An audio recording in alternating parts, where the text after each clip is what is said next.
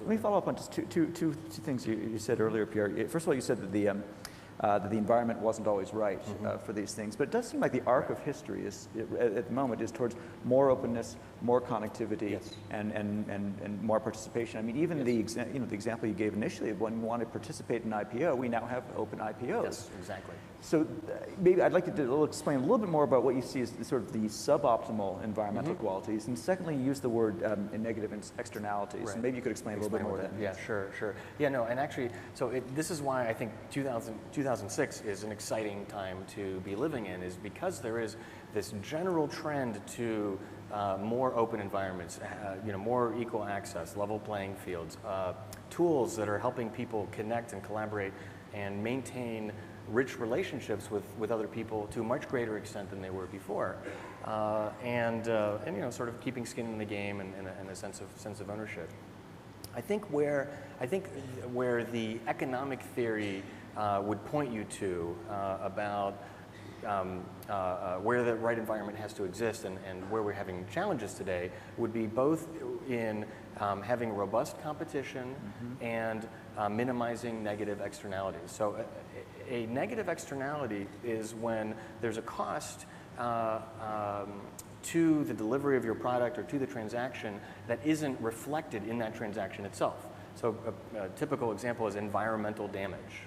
So as our companies globally go out, if the cost of the environmental impact of developing their product is not priced into the product itself, that's a negative externality. When those things occur, you can't rely on the free market to actually work effectively. Another example, I think, is the cost of when you have government subsidy for energy exploration, when you have a subsidy for defense costs, for instance, to protect our interests in oil-producing regions. These types of things are real costs of the product that the consumer doesn't pay and the company providing the product doesn't pay, but we all share it together. Those are negative externalities.